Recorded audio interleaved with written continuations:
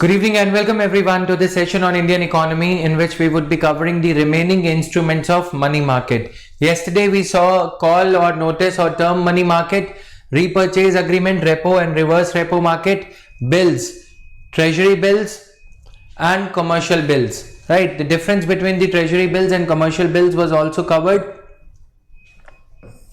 Commercial paper market this was also done. Commercial paper क्या होता है? सर्टिफिकेट ऑफ डिपॉजिट, ये भी हो गया. मनी मार्केट म्यूचुअल फंड्स, ये डील करना है. और कैश मैनेजमेंट बिल, छोटी छोटी सी चीजें हैं. सर्टिफिकेट ऑफ डिपॉजिट भी बेसिकली देख लेंगे थोड़ा सा, ठीक है. और call money market, notice money, term money market. Call money, notice money and term money markets are sub markets of Indian money market. ये सारा कुछ हो गया था हमारा, ठीक है. तो अब आगे थोड़े से क्वेश्चंस भी हैं which will help you acquaint yourself with the contemporary trend in the UPSC preliminary exam insofar as concept based or facts based questions are concerned. Now these instruments have emerged as important tools in the management of the monetary and credit policy in the recent years. Accepting the recommendations of Urjit Patel Committee, the RBI in April 2014, ये Urjit Patel committee recommendations, ये सारा कुछ हमारा हो गया था वैसे. Treasury bills, then 91 day commercial bills.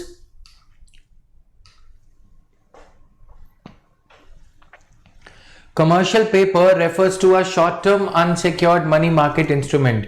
Commercial paper issued as a promissory note by big corporations, those having excellent credit rating from an agency approved by the RBI such as CRISIL, ICRA, etc. Commercial papers are not backed by collateral. ये भी हमने देख लिया था. The difference, the major difference between commercial bill and commercial paper is that commercial papers are not required to be backed by any kind of collateral. इसके पीछे कोई security नहीं होती. Commercial paper they are risky and hence carry a higher rate of interest. अगर prelims में लिखा हुआ आता है commercial papers carry a rate of interest higher than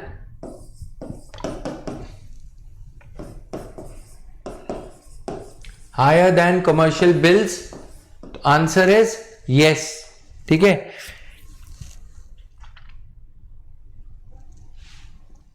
Clear? So this is there. Now funds raised through commercial paper. Deep Jyoti, ये राशि कुंडली बाद में मिला लेना. उसके नाम के पीछे सिर्फ सरनेम लिखा है, वो जो कि चीफ मिनिस्टर के नाम से मिलता है असम के, मनोरंजन गोगोई. तो उससे कुंडली मिलाने की क्या जरूरत है, राइट? बाद में मिला लेना. कुंडली मिलान अकेडमी में जाके कर लेना, ठीक है. अभी मत करो, इधर पढ़ाई करो इधर. Now this is known as bridge financing. The return on commercial papers is always higher than that of T bills. Treasury bill से ज्यादा रिटर्न मिलेगी क्योंकि ट्रेजरी बिल्स तो सेफ होते हैं. They are issued by the government. तो since they are issued by the government तो उस पर ज्यादा सिक्योरिटी रहती है, सिक्योर होते हैं. और कमर्शियल पेपर अनसिक्योर्ड होते हैं, तो इसलिए रेट ऑफ इंटरेस्ट ज्यादा हो जाता है. Clear? Now for example, firm wants to raise long term funds to buy a new office building and machinery. To raise long term funds by issue of shares, debentures, the company will have to incur flotation cost. So which of the following securities are issued for flotation cost? Which of the following securities are issued for flotation cost purpose?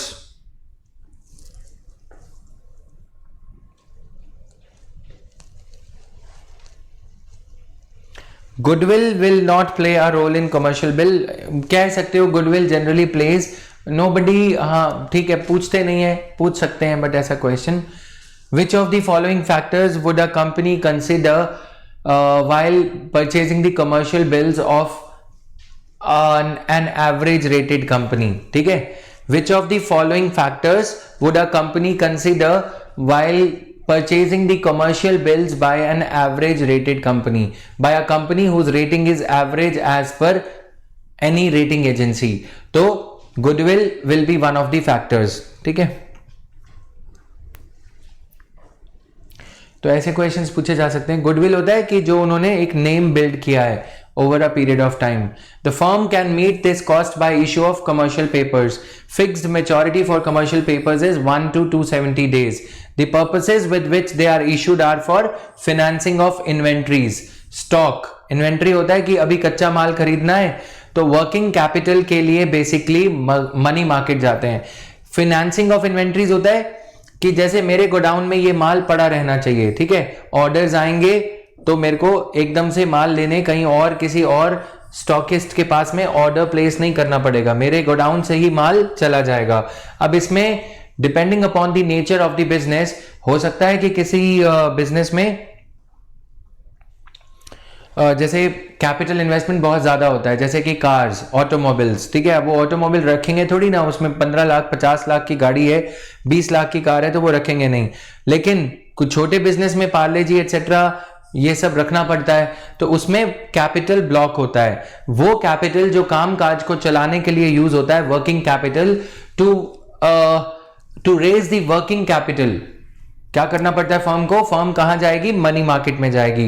Working capital एक साल में float होता रहता है, जैसे एक बार पैसे लिए फिर उतार दिए, फिर दोबारा से लिए, फिर दोबारा से लोन लिया, फिर उस लोन को रिपे कर दिया। तो working capital is cyclical in nature, होता है ना, इस महीने सैलरीज पे करनी है, अगले महीने पैसे आ जाएंगे, फिर अगले महीने फिर सैलरीज पे करनी है, फिर अगले महीने फिर बोरो करेंगे। तो वर्किंग कैपिटल के लिए हम कहां जाते हैं? अगर प्रीलिम्स में क्वेश्चन आता है for working capital, which of the markets would you go to? Which of the following markets would you approach, or which of the following markets would you go to in order to raise working capital?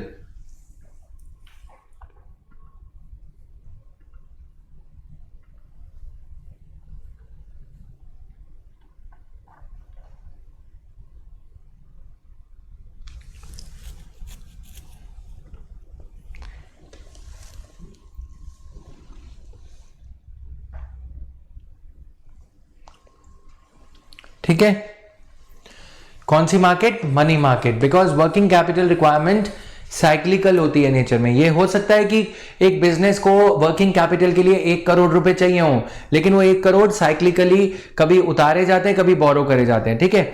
एक और limit हम देख लेते हैं, जिसे हम बोलते हैं बिजनेस वर्किंग कैपिटल के लिए क्या करता है? स्टैंडिंग लिमिट लेके रखता है, ठीक है। एक चीज ओवरड्राफ्ट, ये टर्म्स आती हैं, ये मैंने आपको नहीं बताई।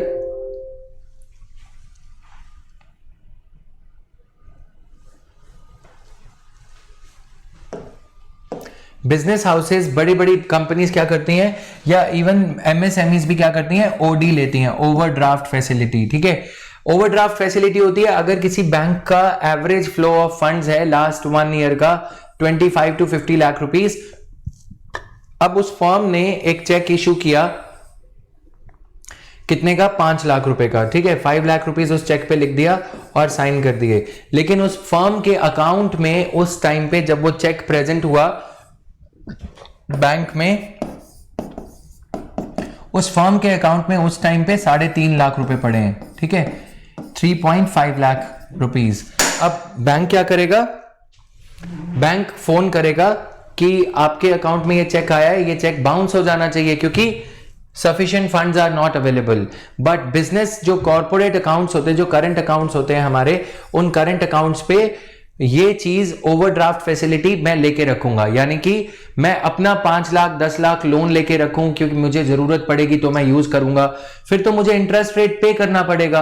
अगर मैं वर्किंग कैपिटल के लिए लोन लेता हूं, if I borrow a loan of 25 to 50 lakh rupees for working capital, ठीक है, बट हो सकता है कि वो मुझे जरूरत ही ना पड़े, just for the cushion effect, just for the cushioning मैं ये एडवांस लेके चल रहा हूं, बट इस पे मुझे रेट ऑफ इंटरेस्ट देना पड़ेगा। ये एक ऐसा इंस्ट्रूमेंट है overdraft. You can over withdraw money beyond the money lying into your account whenever the need arises, and when you get a payment from your customer, you can deposit the amount. Bank will charge nominal interest rate 10% only on the amount that is overdrawn. 3,50,000 मेरे account में पड़े थे, 1.5 लाख रुपए bank ने मेरे को phone किया, मैंने बोला कि मेरी ओवरड्राफ्ट लिमिट है, आप उसमें से पैसे लेके इस चेक को बाउंस मत होने दो, मीट द लायबिलिटी, ठीक है।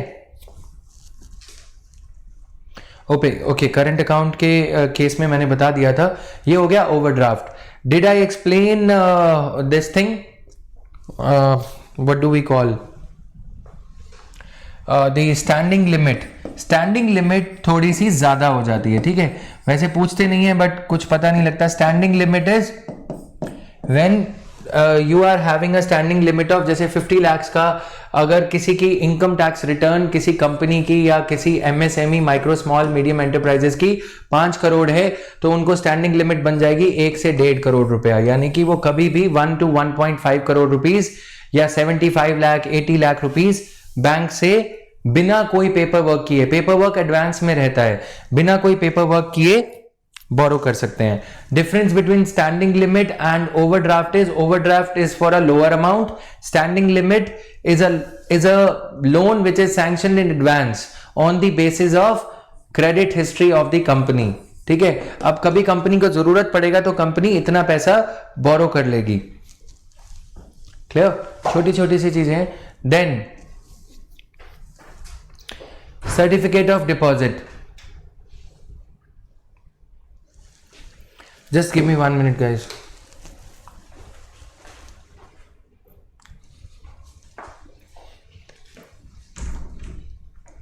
सर्टिफिकेट ऑफ डिपॉजिट ये हो गया था हमारा. It is a negotiable money market instrument.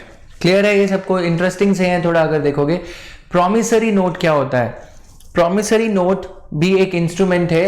वैसे मैंने उसके लिए ले रखा था, वैसे ये प्रॉमिसरी नोट आगे आएगा. 1 मिनट रुक जाओ.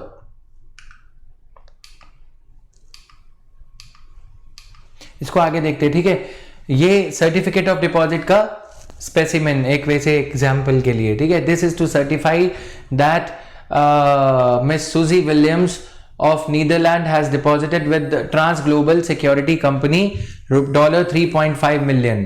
ठीक है, US dollars, state dollars, purpose of deposit safe keeping. ठीक है, ये सारी चीजें, रेफरेंस कोड, ये सारा कुछ है certificate of deposit. Then the bank and the financial institutions such as IFCI, IDBI, etc. and the Exim Bank can issue certificates of deposit on a floating rate basis. Floating मतलब flexible rate जो change होते रहेगा. Floating rate मैंने बता दिया था, fixed rate और floating rate होता है. This is what I had explained. It is a time or deposit which can be sold in the secondary market. The time period of CD ranges from 91 days to less than 1 year. Banks are not allowed to discount these documents. देखो ये चीजें ना last में मैं cover करवाऊंगा, whether banks are allowed to discount or not. बार बार ये changes होती रहती. क्यों मैं अभी कवर नहीं कर रहा? अब बार बार RBI की गाइडलाइंस सर्कुलर्स आ रहे हैं. अभी पीछे जैसे बैंक्स में कुछ बात हुई तो द मैनेजर वाज टेलिंग कि इतनी ज्यादा गाइडलाइंस आ रही हैं कि बार बार ये चीजें चेंज हो रही हैं, इवॉल्व हो रहा है. क्योंकि सिनेरियो ऐसा है कि किस कंपनी की सिक्योरिटीज को सर्टिफिकेट ऑफ डिपॉजिट को डिस्काउंट करना है या नहीं करना है, प्रॉब्लम्स हैं. कि हो सकता है कि वो कंपनी बाद में बैड डेट में कन्वर्ट हो जाए. ठीक है, इसलिए हम लास्ट में जब things would get settle down, then we will cover them in the month of January or February. I will take a class or 2 or 3 to update these things. Fair enough? तो ये चीज अभी करूंगा, फिर बाद में दोबारा से चेंज होगी. तो यहां पे मैं लिख रहा हूं सब्जेक्ट टू अपडेशन. ठीक है, तो आप इस पे लिख लो FC, फैक्ट चेक. कुछ ऐसा लिख लेते हैं. FC का मतलब है हमारे लेक्चर्स में फैक्ट चेक बाद में करेंगे, to be done later on. अब डोंट वेस्ट टाइम बाद में भी, कि अगर ये चीजें हम नहीं भी कवर करते तो डोंट वेस्ट योर टाइम, क्योंकि ये सारी चीजें जहां पे बहुत ज्यादा वेरिएशन होता है वो चीजें यूपीएससी भी नहीं पूछती, क्योंकि उनको पता है कि ये बार बार चेंज हो रहे हैं. Unless of course a thing comes into controversy. कोई चीज अगर कंट्रोवर्सी में आ जाती है, जैसे कुछ रेट ऑफ इंटरेस्ट या जैसा मैंने बताया था teaser loans, they were in news, तो फिर वो पूछ लिए जाते हैं. तो you have to be intelligent enough to not to waste your time in googling out these things and searching these things. Risks associated with certificate of deposit is higher and so is the interest compare to T bill. T bill से तो सभी का interest ज्यादा ही होगा, क्योंकि T bills are the secure ones because they are issued by the government. ठीक है, it can be sold in the secondary market. Yes, ठीक है, यानी कि ये नेगोशिएबल होती है. क्लियर? तो it is like a promissory note. Promissory note मैंने इसीलिए रखा था, it is a bearer certificate or document of title, but they are saleable in the negotiable market इसके पीछे क्या होता है, जैसे अब ये सर्टिफिकेट ऑफ डिपॉजिट है, ये छोटा सा सर्टिफिकेट ऑफ डिपॉजिट है, जब हम इसको सेल करने लगते हैं तो इसके पीछे एक स्टैम्प पेपर और लग जाता है, होता है ना ऐसा, चेक लगा होता है यहाँ पे, उसके पीछे पेपर होता है, वो पेपर वर्क में लिखा होता है कि मैंने, यानी कि ये जो पर्सन है सूजी विलियम्स, मैंने उससे ये खरीद लिया, और सूजी विलियम यहाँ पे साइन कर देते कि हाँ मैंने ये जतिन वर्मा को बेच दी। वैसे ही ये जो बड़ी बड़ी कंपनीज हैं, ये आपस में आईएफसीआई अपनी जो सर्टिफिकेट ऑफ डिपॉजिट किसी कंपनी से ले रखा है, वो आईएफसीआई ने आईडीबीआई से खरीद रखा है, तो वो एक दूसरे को बेचते रहते हैं। Clear? So this is sold in the secondary market. It is a kind of time deposit कि एक कंपनी आईएफसीआई आईआरबीआई को कह रही है कि मैं तुम्हें इतने पैसे इतने डेट को इतने रेट ऑफ इंटरेस्ट के साथ पे कर दूंगी। ठीक है, प्रॉमिसरी नोट भी कुछ इसी तरह होता है। अब जैसे इस बार हुंडीज पूछ लिया था, तो इसको भी कवर कर लेते हैं। अब यहां पे देखो,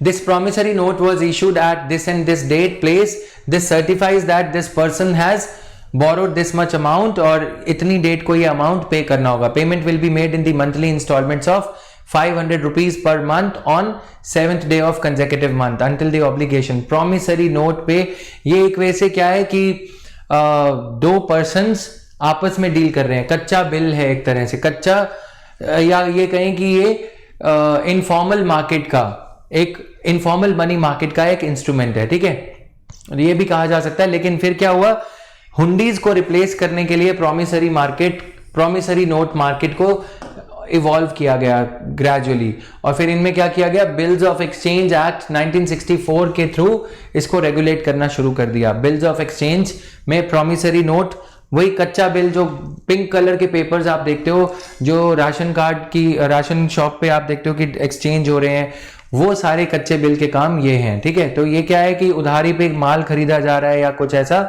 उसके लिए ये प्रॉमिसरी नोट साइन वाइन किया जाता है एक दूसरे की म्यूचुअल डीलिंग के लिए। सर्टिफिकेट ऑफ डिपॉजिट क्या है, जब बड़ी कंपनीज डील करती हैं। ठीक है,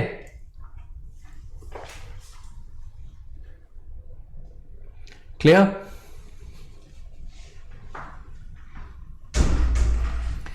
प्रॉमिसरी नोट छोटे लोग जब डील करते हैं तो उनके लिए प्रॉमिसरी नोट होता है। ठीक है, कि एक रिटन प्रॉमिस है, उसके अलावा और कुछ नहीं है। ठीक है,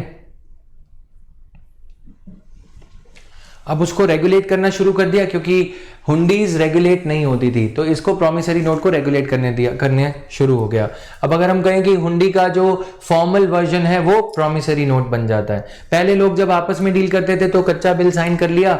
इसमें क्या होता है, इसमें स्टैंप पेपर ड्यूटी, यहाँ पे 1 रुपए की रेवेन्यू स्टैंप या 10 रुपए की रेवेन्यू स्टैंप वो लगती है, तो लोग उसको बचने के लिए ये सब करते हैं। There are so many instruments, it's confusing how one is different from the other. तो एक काम करते हैं, मैं एक चार्ट बनाता हूं। ठीक है, रिवीजन हो जाएगी तुम लोगों की भी। Let me draw a table kind of, उसमें आप लोग टिक मार्क करवाते जाओ। ठीक है, कितने इंस्ट्रूमेंट्स हैं उनके नाम लिखो। वैसे तो ये खुद करोगे, बच्चों वाले काम तो ज्यादा अच्छा है, so that we can move on to the next topic. बनाओ फटाफट, इंस्ट्रूमेंट क्या है, उसके फीचर्स क्या हैं। This is how I use to memorise, but economy मेरा फेवरेट सब्जेक्ट था तो जरूरत नहीं पड़ती थी इतनी। पॉलिटी में मैं बनवाते भी रहता हूँ कुछ कुछ क्लासेस में। इंस्ट्रूमेंट बोलो नाम, सर्टिफिकेट ऑफ डिपॉजिट। ठीक है, COD, मैं शॉर्ट फॉर्म में लिख रहा हूं, तुम फुल फॉर्म में लिखो इसको। और कमर्शियल पेपर, जो इसमें ज्यादा कंफ्यूजन वाले हैं ना, जो एक दूसरे से मिलते हैं, उनको साथ में लिख रहा हूं। ठीक है, कमर्शियल पेपर, कमर्शियल बिल, और लिखो। अब इसके बाद इसके फीचर्स लिखो। एक बार हार्डवर्क कर लोगे, फिर at a glance you would be able to memorise everything. ठीक है ना। Instrument, fungibility. ठीक है, फंजिबल, और लिख लो बेयरर इंस्ट्रूमेंट। ठीक है, सॉरी, फंजिबिलिटी अलग होता है। ये क्या है, नेगोशिएबल, और सॉरी गाइस, नेगोशिएबल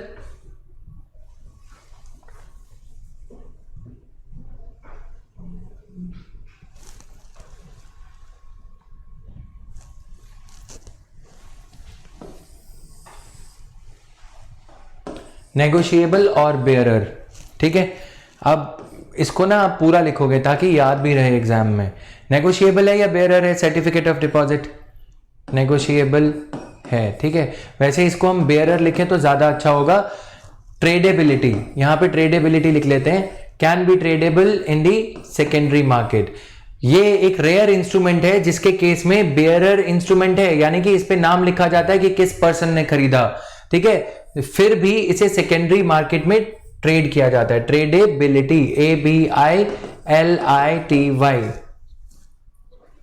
ट्रेडेबल, ठीक है। और फीचर्स बताओ। कोलैटरल नीडेड और नॉट, कोलैटरल नो, ठीक है। तो ऐसे करके इसको बना लोगे या मैं बनवाऊं ये सारा? यस, नेगोशिएबल होता है। देखो, अगर मेरे नाम पे किसान विकास पत्रा है, ठीक है, मेरे फादर ने मेरे नाम पे किसान विकास पत्रा लिया और अब वो मैच्योर हो गया, तो उस पे मेरा नाम लिखा है कि when Jatin Verma will turn 18 years, तो वो मेरे को ही मिलेगा, ठीक है।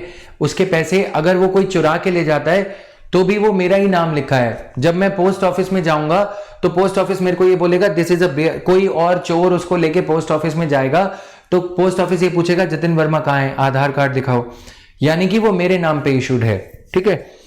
ये है बेयरर इंस्ट्रूमेंट जिसपे नाम लिखा है, ठीक है। नेगोशिएबल होता है जब इस पे मैं इसको बेच सकता हूं तो नेगोशिएबल हो गया, ठीक है।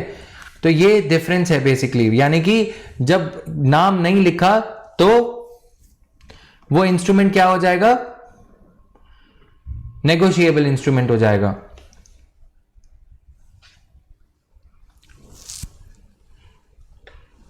ठीक है। अब क्या होने लगा है कि इनमें जो डिफरेंस है वो ब्लर होने लगा है, कि जिसमें क्या है कि ये जरूरी नहीं है कि इंफॉर्मेशन रिकॉर्ड हो या ना हो, ये भी कोई डिफरेंस इसमें ब्लर होते जा रहा है, इसीलिए आप देखोगे कि कंफ्यूजन है। बेयरर इंस्ट्रूमेंट कभी ये भी कहते हैं कि जो जिस पे नाम नहीं लिखा। अब यहां पे आप देखोगे हमने जब ये कवर किया, कहां गया वो,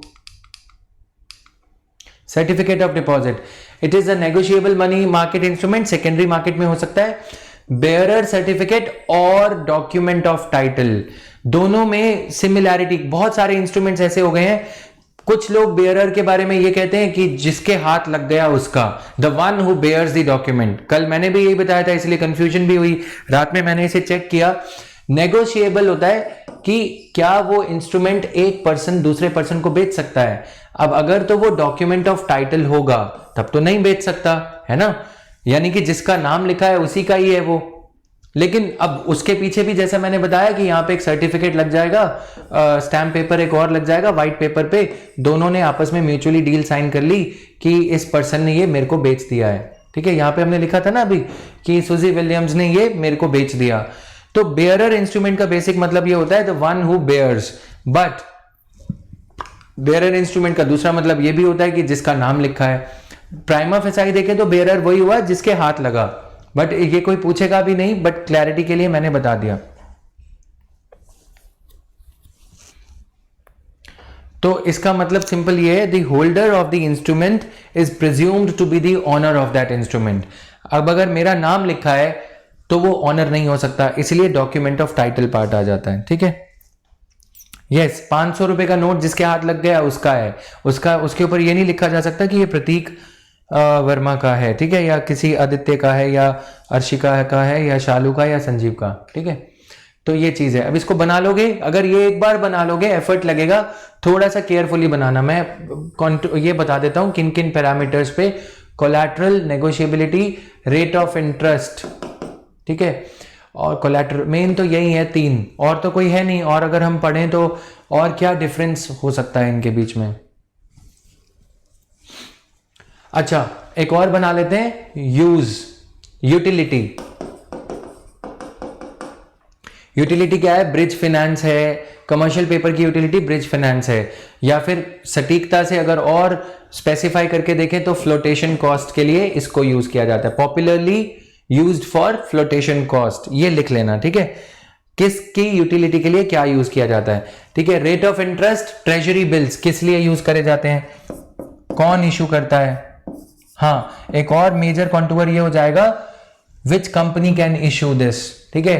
type of financial institutions which could issue, issued by, यहां पे लिख लेना कि प्राइवेट कंपनीज कर सकती हैं, यहाँ पे ट्रेजरी बिल के केस में क्या आ जाएगा, सिर्फ गवर्नमेंट कर सकती है। ठीक है गाइस, ये बना लोगे और जो अच्छे से बनाएगा उसका प्रिंट आउट लेके ग्रुप में शेयर कर देना, बाकियों के लिए कर देना, ये कंजूसी मत करना इसमें, ठीक है, नहीं तो रेट ऑफ इंटरेस्ट ज्यादा लग जाएगा।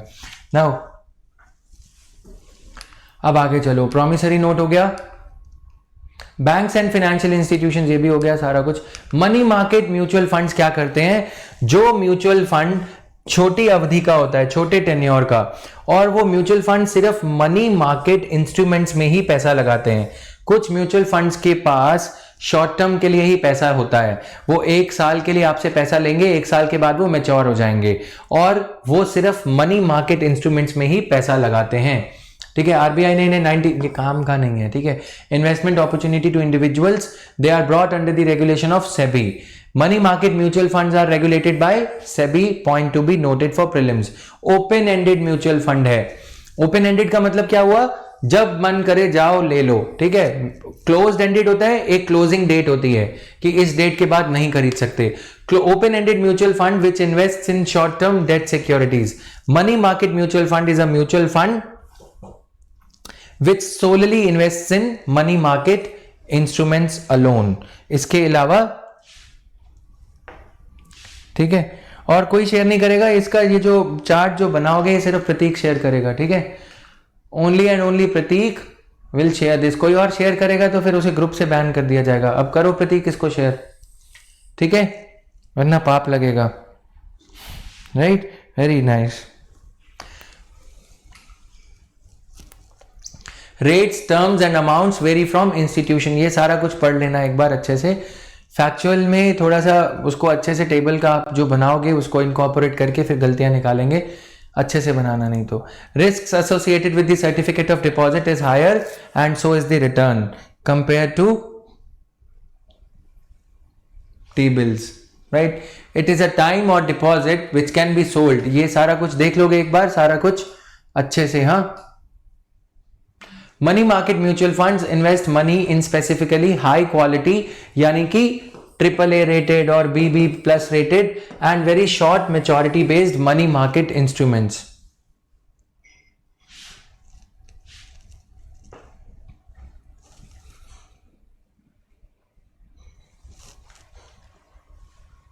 क्लियर है? At present, a whole lot of financial institutions and firms are allowed to set up mutual funds. Mutual funds कौन कौन सेटअप कर रहे हैं? पीएनबी का म्यूचुअल फंड है, public and private financial institutions, LIC, HDFC mutual fund, private sector companies भी financial intermediaries बन के सामने आ रही हैं, ठीक है। Discount and finance house of India, ये क्या करता है, जब बैंक्स बल्क में कमर्शियल पेपर्स डिस्काउंट कर देती हैं तो उस कमर्शियल पेपर को ये discount and finance house of India bulk में परचेज कर लेता है, ठीक है। एक बैंक के पास 100 करोड़ की टाटा की, अदानी ग्रुप की, भूषण स्टील की, या बिकानो बिस्किट्स की, ब्रिटानिया बिस्किट्स के 100 करोड़, 50 करोड़, अलग अलग सारी कमर्शियल पेपर्स मिला के 5000 करोड़ रुपीस के हो गए। तो discount and finance house of India में जाके वो उन सभी कमर्शियल पेपर्स को डिस्काउंट करवा सकता है बैंक। डिस्काउंट का मतलब पता है, यानी कि बैंक ये बोलेगा, discount and finance house of India ये बोलेगा, मैच्योरिटी पे इन कमर्शियल पेपर्स के कितने पैसे मिलेंगे, मैच्योरिटी पे इन कमर्शियल पेपर्स के कितने पैसे मिलेंगे,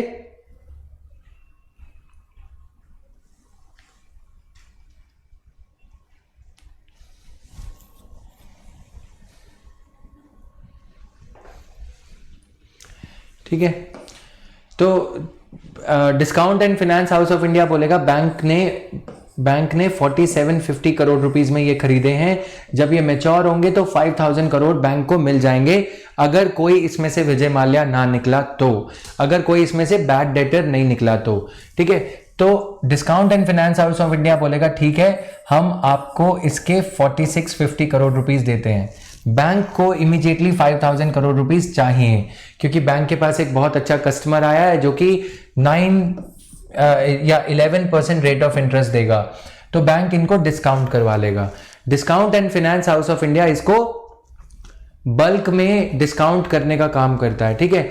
it is owned jointly by RBI with public sector banks, सारे बैंक्स इसको मिलके चलाते हैं। This is like clearing house. जैसे आप ये देखो कि एक बड़ा पोस्ट ऑफिस होता है जिसे आप जीपीओ बोलते हो, जनरल पोस्ट ऑफिस, ठीक है। उस पोस्ट ऑफिस में आप जाते हो, उन्होंने आजकल एक विंडो क्रिएट कर दिया कि रिटेल कस्टमर्स आएंगे, लेकिन उस पोस्ट ऑफिस का पर्पस पता है क्या होता है? वो 30,000 पोस्ट ऑफिस की लेटर्स जो आएंगी, जो भी कॉरेस्पॉन्डेंस आएगी, वो यहाँ पे अग्रीगेट होगी, ठीक है। और फिर ये काम क्या कर रहा है? क्लियरिंग हाउस, यानी कि यहां से सिटी न्यू दिल्ली की सारी पोस्ट डाक जो है वो यहाँ इकट्ठी होगी, ठीक है। फिर उसके बाद कनॉट प्लेस पोस्ट ऑफिस से सारा कुछ यहाँ पे इकट्ठा होगा। उसके बाद ये जहां की डाक है, अगर कोलकाता की है तो ये कोलकाता सेंड कर देंगे, ठीक है। अगर मुंबई की है तो ये मुंबई सेंड कर देगा। तो this post office is acting like a clearing house, है ना। कहां की डाक कहां जानी है वो डिस्ट्रीब्यूट होती है यहाँ पे। वैसे ही discount and finance house of India कुछ ऐसा ही काम करता है। सारे बिल्स अगर किसी को, सारे बैंक्स अगर किसी सारे बिल्स अपने डिस्काउंट करवाना चाहते हैं तो यहां पे आ सकते हैं, ठीक है। अगर मान लो कि एक टाटा का बिल है 100 करोड़ रुपए का, एसबीआई ने 95 करोड़ टाटा को दिए, और जब ये कमर्शियल पेपर मैच्योर होगा तो बैंक को, एसबीआई को 100 करोड़ रुपीस मिल जाएंगे। लेकिन अब एसबीआई को पैसे की जरूरत है इस 100 करोड़ रुपए की, तो एसबीआई ये कमर्शियल पेपर को लेके discount finance house of India की वेबसाइट पे जाएगा और रेट ऑफ इंटरेस्ट चेक करेगा और इसको डिस्काउंट करवा लेगा। अब तो समझ आ गया?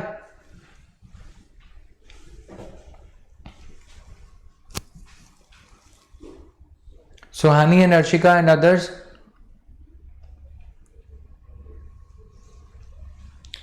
Clear? Bulk discounting, this is like a last resort. देखो जैसे आरबीआई क्या करता था, जब कभी आपको रेपो रेट पे गवर्नमेंट सिक्योरिटीज बेचनी है तो आप आरबीआई के पास जाते थे। RBI is the banker of last resort, हमने यही पढ़ा था ना। Likewise for the bills, discount and finance house of India is the discounter of the last resort, ठीक है। लास्ट में अगर बैंक फंस गया है, बैंक के पास इतने सारे बिल्स इकट्ठे हो गए और अब बैंक को पैसे चाहिए, तो वो discount and finance house of India में जाके बिल्स को गिरवी रखेंगे, कमर्शियल पेपर्स को या ऐसी ट्रेजरी बिल्स वगैरह को गिरवी रखेंगे और बदले में discount and finance house of India से पैसे ले लेंगे, ठीक है। तो क्यों प्रमोट किया था? इसीलिए यहां पे आरबीआई इन्वॉल्व है। But RBI is a very big entity. RBI 10,000 crore की सिक्योरिटीज, 20,000 करोड़ की सिक्योरिटीज में डील करता है तो अच्छा लगता है ना। तो छोटे कामों के लिए इन बैंक्स ने मिलके, पब्लिक सेक्टर बैंक्स ने मिलके एक एंटिटी बना दिया जिसका नाम दे दिया discount and finance house of India, ठीक है।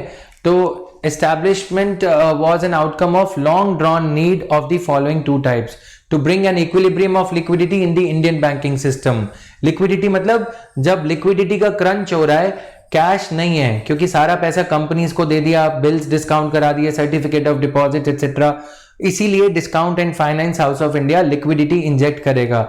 अगर बैंकिंग सेक्टर का सारा पैसा टाटा कंपनी, अदानी, अंबानी इनको दे रखा है बिल्स के जरिए, तो शॉर्ट टर्म में लिक्विडिटी इंजेक्ट करने के लिए discount and finance house of India, जब कभी लिक्विडिटी क्राइसिस होगा तो ये सारे बिल्स वगैरह खरीद लेगा।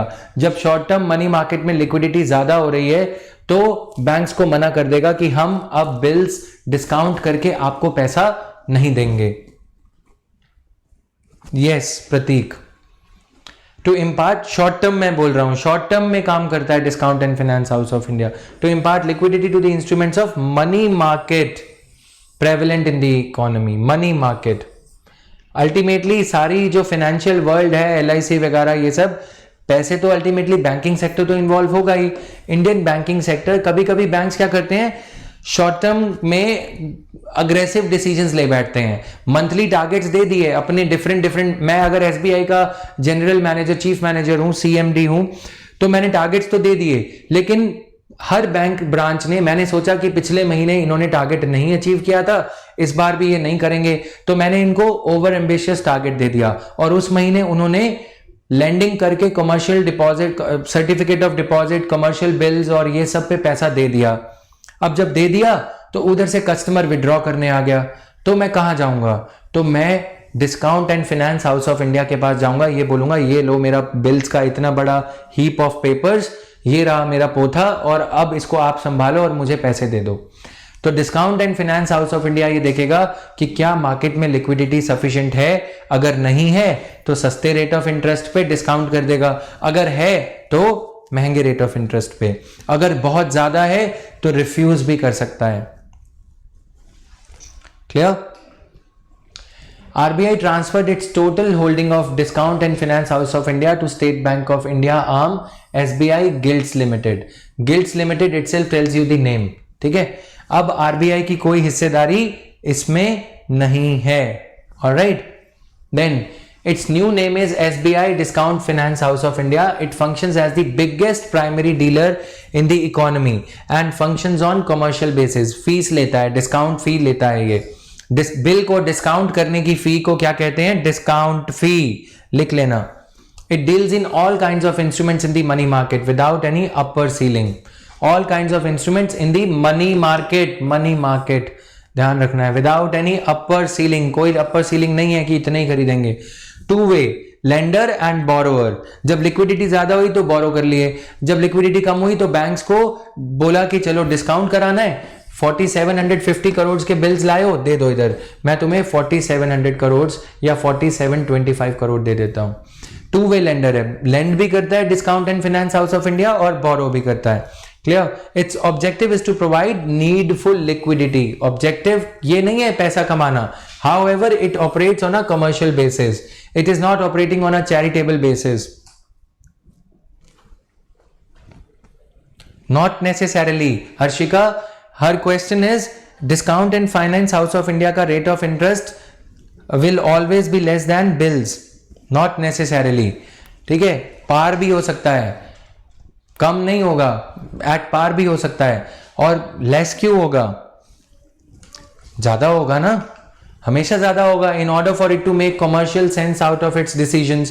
भाई मैंने SBI ने अगर कोई चीज खरीदी है 500 करोड़ की वो बिल है, SBI ने उसको 475 करोड़ में खरीदा है. अब SBI को जब पैसे की जरूरत पड़ रही है, SBI DFHI में जाएगा, तो मैं कोई यहाँ पे DFHI कोई सेवा करने थोड़ी बैठा कि लेस में देगा.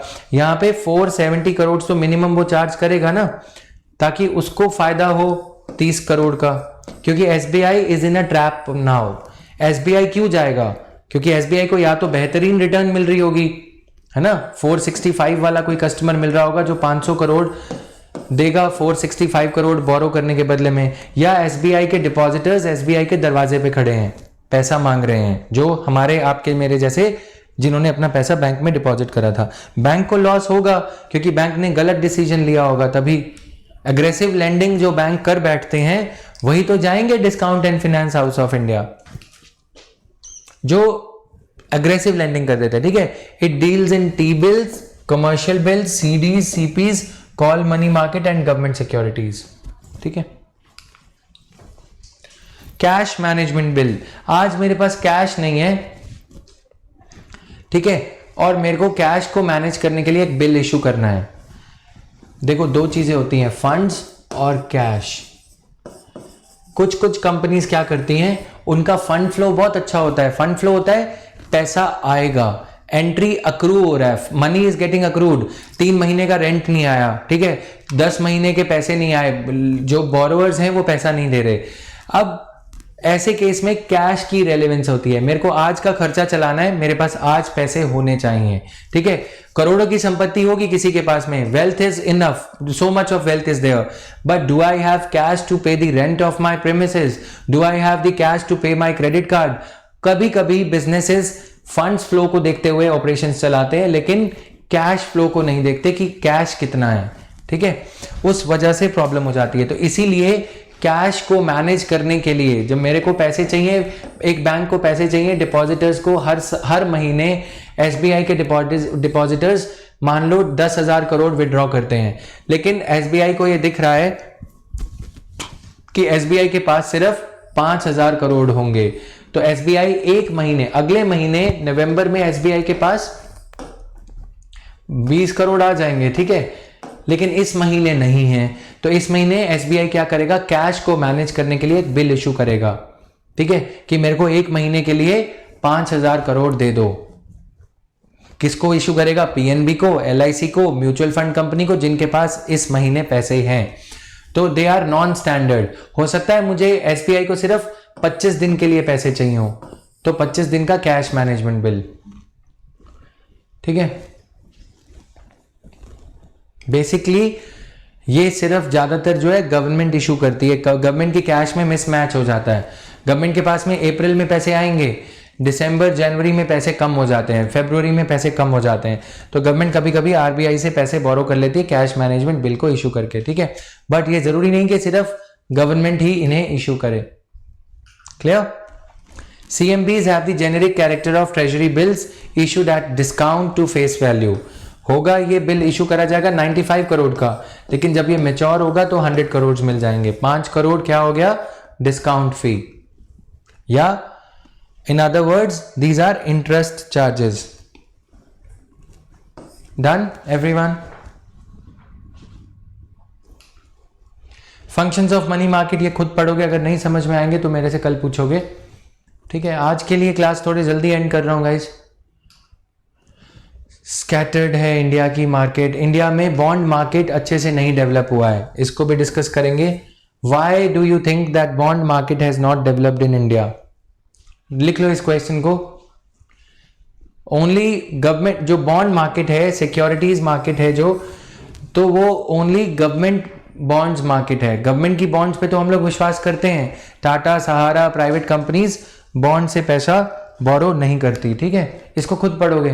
Problems associated with seasonal fluctuations etcetera. Limitations एक बार चेक करने दो। Commercial bill, lack of organised banking system, insufficient funds, shortage, reforms in Indian money market, ये खुद से पढ़ोगे, ठीक है।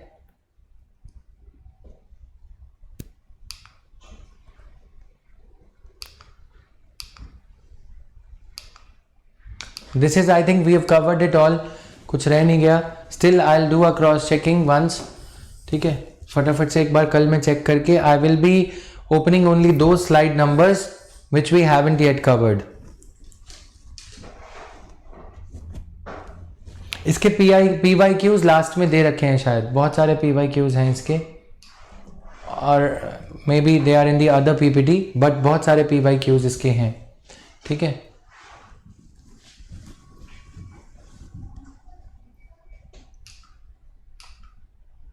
अब ना ये सारी चीजें जनरल्स ही हैं, पढ़ोगे एक बार, फिर थोड़ा सा नोट्स बना लेना उसके, ठीक है।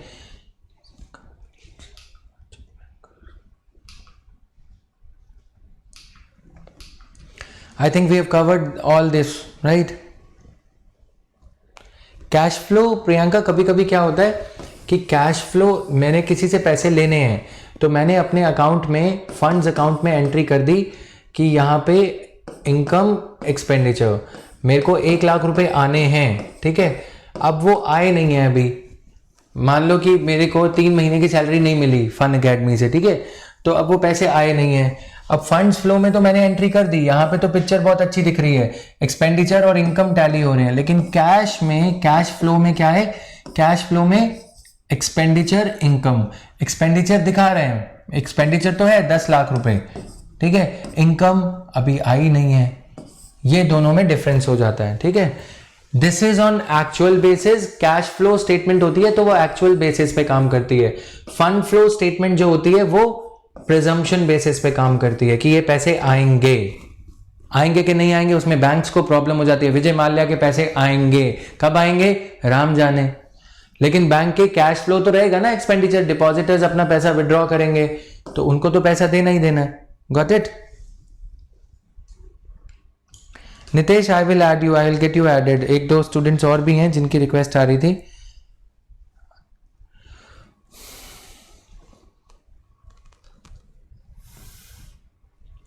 मेकिंग अ वीडियो नहीं, नोट्स वाले मैं अलग बनाऊंगा वीडियो, ठीक है।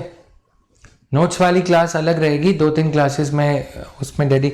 अब करंट अफेयर्स में हमने आज क्वेश्चन आंसर वाला पार्ट देखा था कि how to attempt a question and answer, ये सब किसी और बैच में पॉलिटी में हम वो डील कर लेंगे, हाउ टू मेक नोट्स, ठीक है। इकोनॉमी में कुछ और, यस ठीक है। लेकिन आपका डॉक्यूमेंट आ जाना चाहिए प्रतीक, ठीक है, पैसे आए या ना आए आपका डॉक्यूमेंट आ जाना चाहिए, क्योंकि ये जो टॉपिक है जो होमवर्क मैं दे रहा हूँ आपको, इसमें कुछ ज़्यादा नहीं है, कुछ कॉन्सेप्चुअल पार्ट नहीं है, सिर्फ एनालिटिकल है, फैक्चुअली चेक करके लिखना है सिर्फ, ठीक है प्रतीक। तो डॉक्यूमेंट आ जाना चाहिए, डॉक्यूमेंट्री आए हैं या नहीं पैसे, ठीक है। You will thank me if a question comes in 2021 and you are able to answer it from these typical instruments which are difficult to memorize like this, ठीक है। Gopesh @Jatin Verma 0509 personal ID है। Whatever changes that you think are needed in the application app player, you can write them and send it on the personal telegram ID of mine, right? Thank you. ठीक है guys, thank you everyone.